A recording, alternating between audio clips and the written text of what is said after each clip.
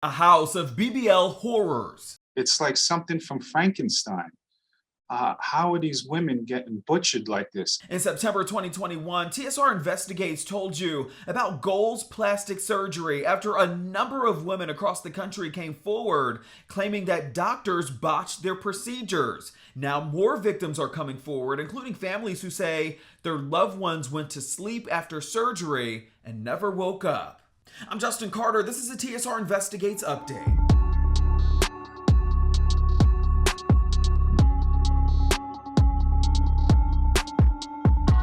It was the middle of the night, September 24, 2020.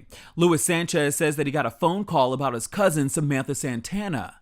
That Samantha had passed away and that she was in the hospital. And, at that point, we were just trying to figure out, what, how. Sanchez told TSR that his cousin was a healthy 25-year-old dental assistant and mother to her then 5-year-old son, Ryan. He says that his cousin kept her Brazilian butt lift surgery hush-hush, only telling a few close family members. She'd been struggling with her self-esteem and image. And it's something that got, I would say, progressively worse after she had her firstborn child. And just to be clear, Samantha went home. She was fine after the procedure, and then she just did not wake up when she went home.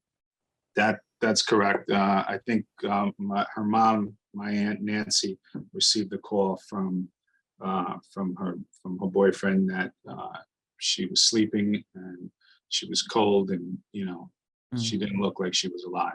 Like many women, Santana's family says that she was lured by the bold, colorful social media advertisements that Goals is known for. Packages like the Flex Sculpt and Double BBL bundle for under $6,000.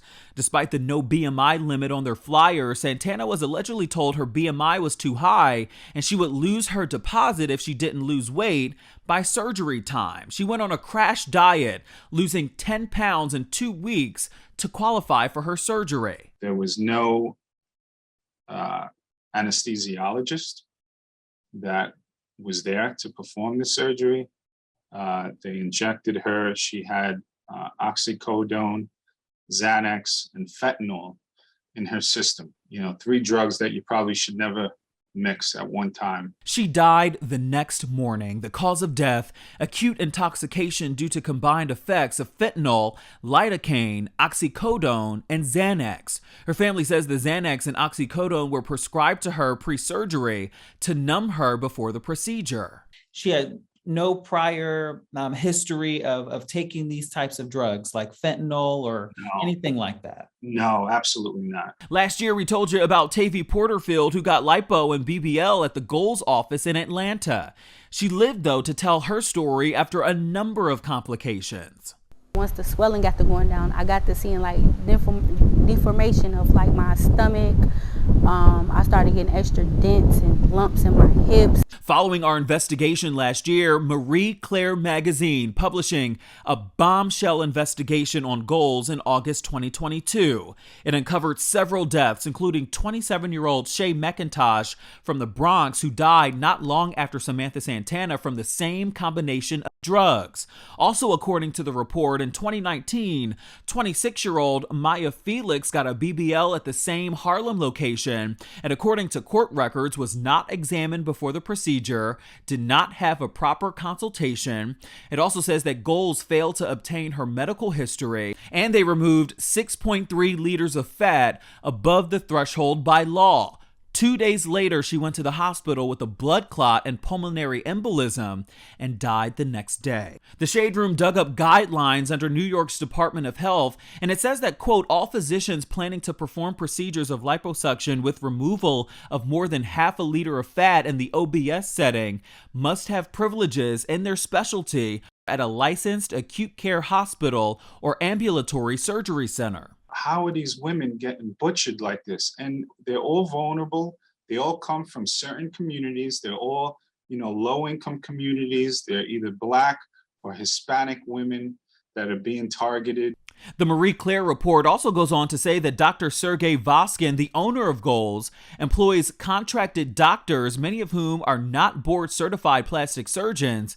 Rather, they are licensed physicians that may have certifications in cosmetic surgery. Dr. Voskin is a pediatrician. The idea that a pediatrician can perform one of the most dangerous surgeries in America.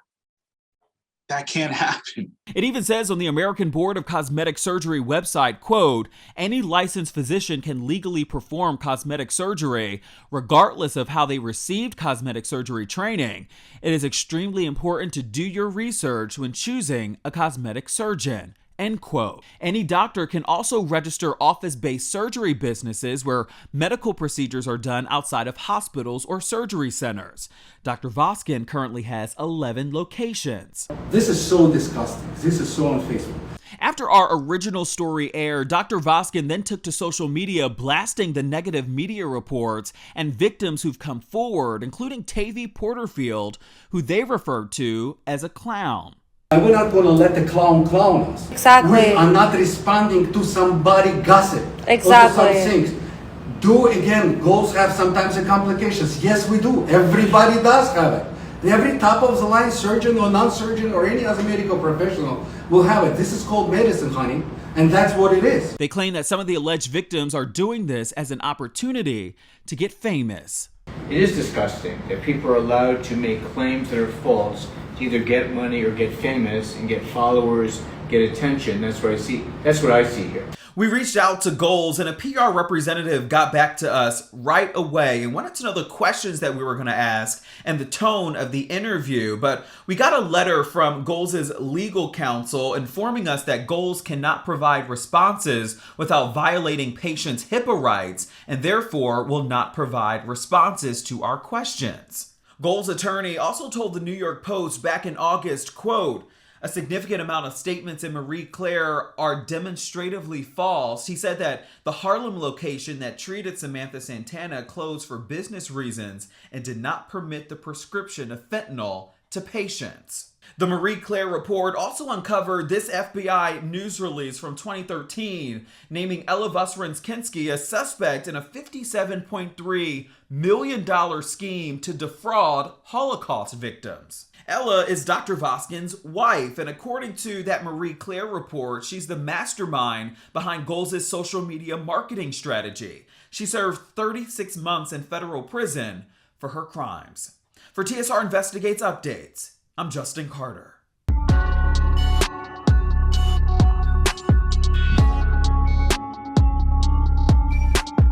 Hello, roommates, and thank you for watching our YouTube channel. Do you want more TSR Investigates? Be sure to subscribe and check us out at theshaderoom.com.